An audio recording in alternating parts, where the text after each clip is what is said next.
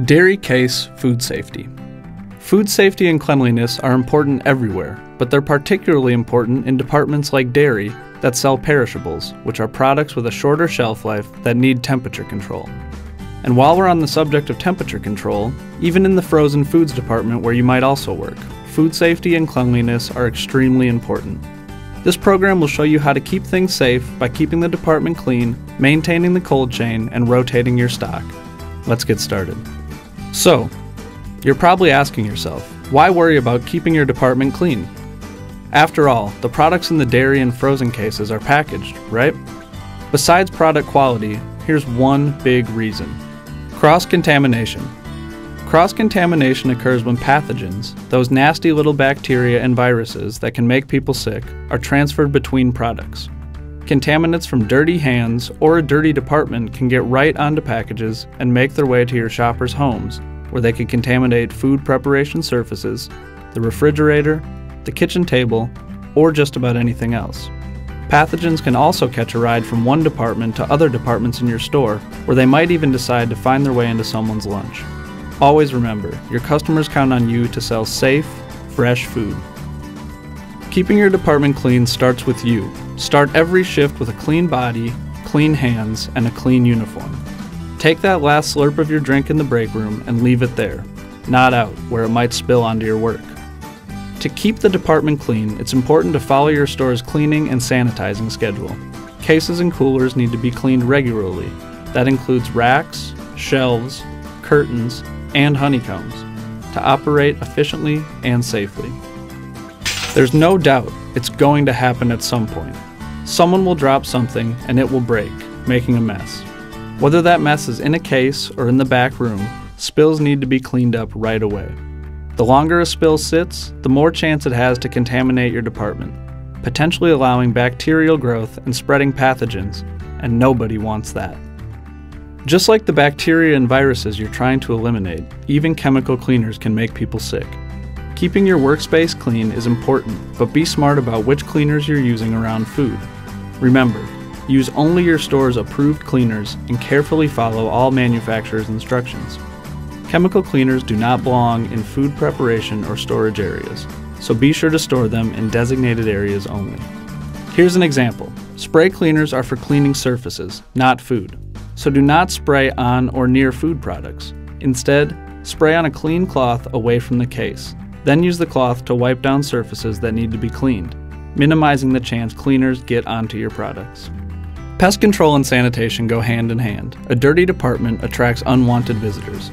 If you see evidence of pests, notify your manager or your professional pest control service immediately, before they begin inviting some of their friends.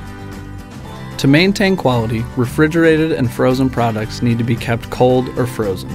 Remember that many items in your dairy and frozen cases are TCS foods, or time and temperature control for safety foods. TCS foods can be good places for pathogens to grow. Since bacteria grow fastest between 41 degrees Fahrenheit and 135 degrees Fahrenheit, or 5 degrees Celsius and 57 degrees Celsius, also known as the danger zone, TCS foods must be kept out of the danger zone, from the processing plant to the distributor, to your storage coolers, to your cases, to your shoppers' refrigerators. That's what we call the cold chain, and you play a big role in maintaining the cold chain in your store. So, let's get started at the back door. When shipments come in, be on the lookout for a few things: expired sell-by dates, products in the danger zone, and cartons that are broken, leaking, or stained. Any of these could mean the products have been compromised. Make sure you know your store's policy on accepting or refusing shipments. Transfer products to a cold storage area immediately. Always remember, if it's expired, get rid of it. Remove expired products in the cooler. Expired products should not be sold under any circumstances. Tell your manager when you find an expired product. Then, rotate your stock using Fifo, or first in, first out rotation. Clearly mark the products you just received with the date. You've heard the expression, age before beauty, right? Pull older products to the front and place newer products behind. That way, when it comes time to stock your cases, older products will be taken first. Never place products directly on the floor. Milk containers and plastic crates may be stored on a clean floor that is not exposed to moisture.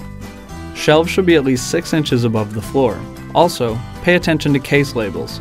Cases that say "keep refrigerated" should stay in the cooler. Cases that say "keep frozen" should be in the freezer.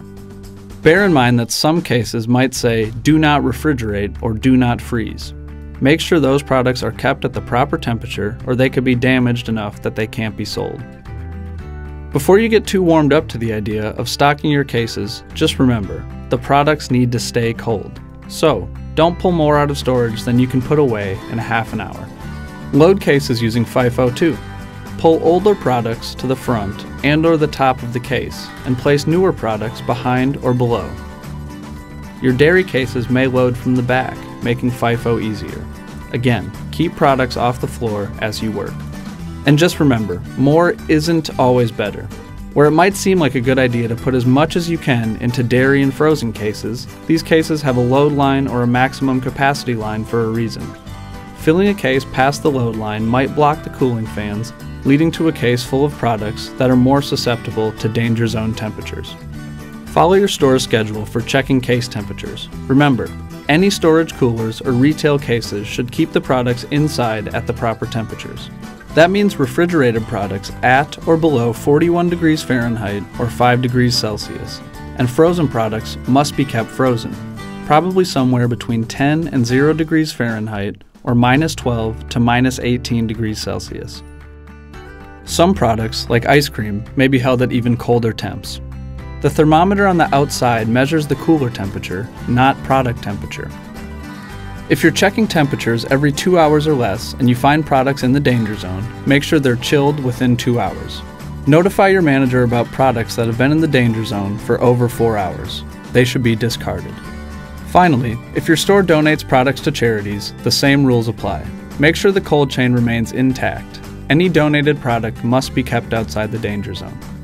There you have it. Keeping refrigerated and frozen products fresh and tasty is as simple as keeping things clean, keeping things cold, and keeping things rotated.